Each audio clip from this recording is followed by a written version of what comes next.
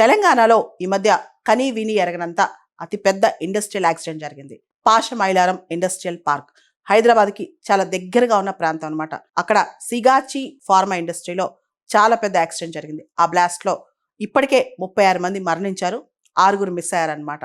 అసలు దీనికి కారణం ఏంటి, ఇంత పెద్ద బ్లాస్ట్ అక్కడ ఎందుకు జరిగింది అనేది పెద్ద క్వశ్చన్ అనమాట.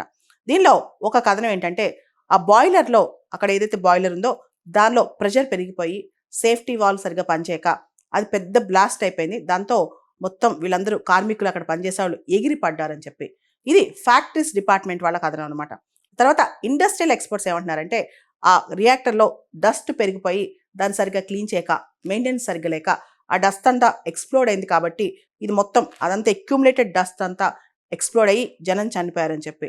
యాక్చువల్లీ సిగాచి ఫార్మా యూనిట్ అనేది అక్కడ ఏం తయారు చేస్తుంది, అసలు ఏం చేస్తుంది అంటే మైక్రో క్రిస్టలిన్ సెల్యులోజ్. ఈ మైక్రో క్రిస్టలిన్ సెల్యులోజ్ అనేది ఒక binder. Pharma industry, food industry, cosmetics industry, ఇలా రకరకాల ఇండస్ట్రీలో ఒక టెక్స్చరైజర్ బైండర్గా వాడతారనమాట.